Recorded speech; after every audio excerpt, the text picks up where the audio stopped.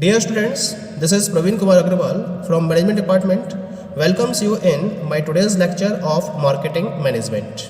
In today's lecture, we will discuss upon the concept of pricing. From today onwards, we are going to start the unit number 4th in Marketing Management, and this is in relation to pricing and promotion. 4 P's हमने discuss किए थे और इन 4 P's of marketing में पहला P था product और दूसरा P था that was the place. Product और प्लेस इसे हमने 3rd यूनिट में रिकवर कर लिया था कंप्लीटली। 4th यूनिट में हम बाकी 2 P's को डिस्कस करेंगे। The 3rd P is pricing and 4th P is the promotion. तो पहले हम बात करते हैं about the 3rd P of marketing, this is known as the pricing. क्या मतलब होता है प्राइसिंग का? जब आप मार्केट में डिफरेंट टाइप के गुड्स एंड सर्विसेज को परचेज करते हो तो उनके एक्सचेंज में जो अमाउंट आपके द्वारा पे की जाती है that particular amount is known as the price of the product. Hamilton के according price policies provide the guidelines within which pricing strategy is formulated and implemented. Hamilton ने डेफिनेशन प्रोवाइड करी कि जब कोई फर्म अपनी price policy को follow करती है तो इसके रिगार्डिंग जो प्राइस पॉलिसीज हैं वो उसे गाइडलाइंस प्रोवाइड करती हैं in reference to its pricing strategy, कि उसे किस पर्टिकुलर स्ट्रेटजी को ध्यान में रखते हुए अपने प्रोडक्ट के प्राइस को फॉर्मुलेट करना चाहिए और इम्प्लीमेंट करना चाहिए। तो हम इस कॉन्सेप्ट को प्राइस पॉलिसी के नाम से जानते हैं। प्राइस के बारे में अगर बात करी जाए then it is a mechanism और device for translating into quantitative terms the perceived value of the product to the customer at a point of time। यानी कि एक पर्टिकुलर पॉइंट ऑफ टाइम पर जो प्रोडक्ट प्रोड्यूसर्स के point of view से या manufacturer के पॉइंट ऑफ व्यू से डेवलप किया जा रहा है उसकी परसीव्ड वैल्यू को कस्टमर्स के पॉइंट ऑफ व्यू से उसकी परसीव्ड वैल्यू को क्वांटिटेटिव टर्म्स में ट्रांसलेट करने की जो मैकेनिज्म होती है उसको हम प्राइस का नाम देते हैं। पॉइंट क्लियर हो गया? आपने एक प्रोडक्ट डेवलप किया, कस्टमर्स को वो कुछ वैल्यू प्रोवाइड कर रहा है, कस्टमर्स के पॉइंट ऑफ व्यू से वो उन्हें क्या वैल्यू प्रोवाइड कर रहा होगा इसको ध्यान में रखते हुए आप क्या करते हो, उस वैल्यू को क्वांटिटेटिव टर्म्स में ट्रांसलेट करते हो। तो जब आप ट्रांसलेट कर रहे हो क्वांटिटेटिव टर्म्स में, इसका मतलब आप उस पर्टिकुलर प्रोडक्ट के प्राइस को फॉलो कर रहे हो। क्लियर हो गया? एक शॉर्ट में डेफिनेशन हम इसकी प्रोवाइड कर सकते हैं। इसका मतलब ये हुआ कि price is the amount charged for the product और सर्विस इंक्लूडिंग एनी वारंटीज और गारंटीज, डिलीवरी, डिस्काउंट्स, सर्विसेज और other items that are part of condition of sale and are not paid separately. यानी कि जब आप किसी पर्टिकुलर प्रोडक्ट को market से परचेज करते हो तो उसके लिए आप एक पर्टिकुलर प्राइस पे करते हो।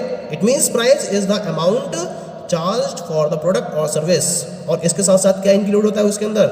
वारंटीज भी इंक्लूड होती हैं, गारंटीज भी इंक्लूड होती हैं, delivery of the product include होता है, डिस्काउंट, सर्विसेज और भी अदर आइटम्स होते हैं जो कंडीशन सेल के रिगार्डिंग जो कंडीशंस हैं उसका एक पार्ट होते हैं और उनके लिए कस्टमर्स अलग से कोई भी पेमेंट नहीं करते हैं।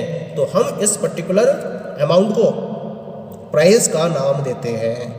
क्लियर हो गया? अब हम बात करते हैं प्राइस की। तो प्राइस को हम डिफरेंट टर्म्स में भी एक्सप्रेस कर सकते हैं क्योंकि different exchanges are taking place in the market. तो इन डिफरेंट एक्सचेंजेस के बेसिस पर प्राइस को डिफरेंट टर्म्स में भी डिफाइन किया जाता है। क्या मतलब हुआ इसका? जैसे जब आप एयरलाइंस, रेलवेज या बस की सर्विसेज को यूज़ करते हो और इन्हें आप प्राइस पे करते हो तो these prices are paid in the form of fare. इन्हें आप किराया देते हो, इन्हें आप फेयर प्रोवाइड करते हो, ये इनके प्राइजेस होते हैं। आप कोई भी लोकल यूटिलिटीज़ का यूज़ करते हो तो उन लोकल यूटिलिटीज़ के लिए आप क्या प्रोवाइड करते हो? रेट प्रोवाइड करते हो। These price are determined in terms of rate. ऐसे ही जब आप बैंक से अमाउंट लोन लेते हो तो उस लोन पर आपको प्राइस पे करना होता है and this price is paid in terms of interest. Insurance company से आप जब इंश्योरेंस लेते हो तो इस इंश्योरेंस के लिए आपको प्राइस पे करना होता है और इस प्राइस को हम देते हैं नाम प्रीमियम। ऐसे ही आप कोई भी प्रोफेशनल सर्विसेज, चाहे आप डॉक्टर की सर्विसेज प्रोवाइड करते हो या लॉयर्स की सर्विस को फॉलो करते हो, टीचर्स की सर्विसेज को फॉलो करते हो, तो आपको क्या पे करना पड़ता है? आपको उन्हें प्राइस नहीं देना होता है बल्कि प्राइस के फॉर्म में उन्हें उनकी फीस पे करनी होती है। तो इस तरीके से जब डिफरेंट एक्सचेंजेस फॉलो होते हैं मार्केट के अंदर तो हम प्राइस को डिफरेंट टर्म्स में एक्सप्रेस कर सकते हैं। लेकिन प्राइस है क्या? अगर फाइनली कंक्लूड किया जाए तो प्राइस का मतलब हुआ जो भी गुड्स एंड सर्विसेज आपके द्वारा परचेज की जाती हैं या कंज्यूम की जाती हैं और उनके रेफरेंस में जो अमाउंट आपसे चार्ज की जा रही है उनके एक्सचेंज में, उस पर्टिकुलर अमाउंट को हम प्राइस का नाम देते हैं। Okay, now we will discuss about the objectives firm seeks in pricing. यानी कि जब प्राइसिंग को डिसाइड किया जाता है तो प्रोडक्ट के प्राइस को डिसाइड करते समय कुछ पर्टिकुलर ऑब्जेक्टिव्स फर्म फॉलो करती हैं। उन ऑब्जेक्टिव्स को ध्यान में रखते हुए प्रोडक्ट के प्राइस को डिसाइड किया जाता है। तो क्या क्या ऑब्जेक्टिव्स हैं जिनको फर्म ध्यान रखती है प्राइस को डिसाइड करने से पहले? The very first objective is profit maximization in the short run. क्योंकि फर्म दो तरीके से ऑपरेट करती है, एक तो शॉर्ट रन में ऑपरेट कर रही होती है और दूसरा लॉन्ग रन में ऑपरेट कर रही होती है। शॉर्ट रन मतलब जब उसने अपने ऑपरेशंस को इनिशियल लेवल पर स्टार्ट किया है एंड ऑपरेशंस को स्टार्ट किया उसको एक साल से ज़्यादा नहीं हुआ है, तो with in that particular period of time वो अपने प्रोडक्ट के प्राइस को इस तरह से डिसाइड करती है जिससे कि शॉर्ट पीरियड ऑफ टाइम में वो अपने प्रॉफिट को मैक्सिमाइज कर सके, क्योंकि अपने ऑपरेशंस को आगे कंटिन्यू करने के लिए, एक्सपेंड करने के लिए उसे ज़्यादा से ज़्यादा प्रॉफिट की रिक्वायरमेंट होगी। तो यहाँ प्रोडक्ट के प्राइस को, प्रॉफिट को मैक्सिमाइज करने के पॉइंट ऑफ व्यू से डिसाइड किया जाता है जब हम शॉर्ट रन की बात कर रहे होते हैं। ठीक है। Second objective, profit optimization in the long run. जब फर्म लॉन्ग रन में ऑपरेट करती है तो लॉन्ग रन में कंपटीशन का लेवल लगातार बढ़ता चला जाता है और उस टफ कंपटीशन को ध्यान में रखते हुए वो अपनी ऐसी प्राइसिंग को डिसाइड करती है या ऐसी प्राइसिंग पॉलिसी को फॉलो करती है जिसके बेसिस पर लॉन्ग रन में वो अपने प्रॉफिट को ऑप्टिमम लेवल तक मेंटेन कर सके और इस तरह से मेंटेन कर सके जिससे लॉन्ग रन में उसको अपने ऑपरेशंस को कंटिन्यू करने में किसी भी तरीके की कोई भी दिक्कत ना आए। ठीक है। Third objective, a minimum return on investment. यानी कि जब आप इन्वेस्ट करते हो मार्केट में अपने अमाउंट को, अपने रिसोर्सेज को, तो उस इन्वेस्टमेंट पर आपको कुछ पर्टिकुलर अमाउंट ऑफ रिटर्न की एक्सपेक्टेशंस होती हैं, क्योंकि आप उस पर्टिकुलर रिटर्न के बेसिस पर ही क्या करते हो, अपने अमाउंट को इन्वेस्ट करते हो। तो यहाँ आप अपने प्रोडक्ट की प्राइसिंग में उस particular minimum return of investment को ऐड करते हुए चलते हो जिससे कि कम से कम आप उतना इन्वेस्टमेंट को रिटर्न के फॉर्म में ऑब्टेन कर सको। तो इसको ध्यान में रखते हुए प्रोडक्ट के प्राइस को डिसाइड किया जाता है। चौथा ऑब्जेक्टिव हो सकता है a minimum return on sales turnover. जब आप प्रोडक्ट को मार्केट में सेल्स कर रहे हो तो सेलिंग के बेसिस पर जो टर्नओवर आपका क्रिएट हो रहा है उस पर्टिकुलर टर्नओवर पर भी आप एक मिनिमम रिटर्न की एक्सपेक्टेशन रखते हो। तो जो मिनिमम रिटर्न आपको एक्सपेक्टेड होता है उसको अपने प्राइस में इंक्लूड करके चलते हो, यानी कॉस्ट में उस पर्टिकुलर मिनिमम रिटर्न को ऐड करके आप प्रोडक्ट के प्राइस को डिसाइड करते हो। The next one is achieving a particular sales volume. है क्या, मार्केट में कंपटीशन है या फिर डिफरेंट टाइप की कंडीशंस है मार्केट के अंदर, तो उन कंडीशंस को ध्यान में रखते हुए आप क्या करते हो, प्रोडक्ट के प्राइस को इस तरह से डिसाइड करते हो जिससे कि जो आपने अपना सेल्स वॉल्यूम का टारगेट फिक्स कर रखा है वो प्रॉपर्ली अचीव हो सके। इस तरह से आप अपने प्रोडक्ट के प्राइस को डिसाइड करते हो। Next one is the deeper penetration of the market. जब कोई फर्म न्यू बेसिस पर मार्केट में एंटर करती है तो वो डीपर वे में मार्केट में पेनिट्रेट करना चाहती है। तो यहाँ क्या करेगी, वो अपने प्रोडक्ट की प्राइस को अपने कॉम्पिटिटर्स के प्रोडक्ट के प्राइस में कम लेवल पर डिसाइड करेगी और इस तरह से डिसाइड करेगी जिससे कि मार्केट में वो डीपर वे तक पेनिट्रेट कर सके और अपने सेल्स वॉल्यूम को कम से कम टाइम में मैक्सिमम लेवल तक अवेलेबल कर सके। ठीक है, ये भी एक ऑब्जेक्टिव है उसका। Next one is the entering new markets. आप काफ़ी टाइम से कुछ पर्टिकुलर मार्केट्स में ऑपरेट कर रहे हो, अब आप क्या करना चाहते हो, नए मार्केट्स में एंटर करना चाहते हो। तो जब नए मार्केट में एंटर करोगे तो आप अपने प्रोडक्ट की पॉलिसी को उन मार्केट्स के अकॉर्डिंग डिसाइड करोगे जिससे कि उन नए मार्केट्स में अपनी प्रेजेंस को आप कंप्लीटली फॉलो कर सको और उन मार्केट्स में अपने प्रोडक्ट का एक पर्टिकुलर प्लेस फिक्स कर सको। इस तरह से आप अपने प्रोडक्ट के प्राइस को डिसाइड करोगे। ये भी एक ऑब्जेक्टिव हो सकता है। Next one is the target profit on the entire product line irrespective of profit level in individual products. हम बात कर रहे हैं उन कंपनीज की जो एक टाइप के प्रोडक्ट को डेवलप ना करके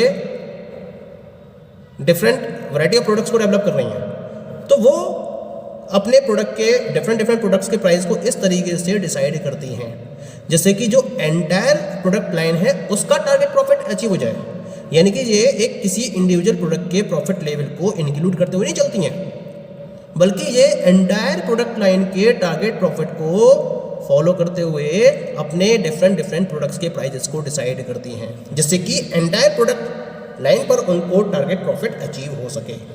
ठीक है, next one is the keeping parity with competition.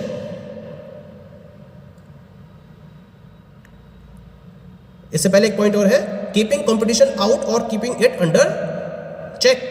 Prices को इस तरह से डिसाइड किया जाता है जिससे कि कंपटीशन को आपको फेस करना ही ना पड़े, और अगर करना भी पड़े तो वो आपके कंट्रोल में रहे।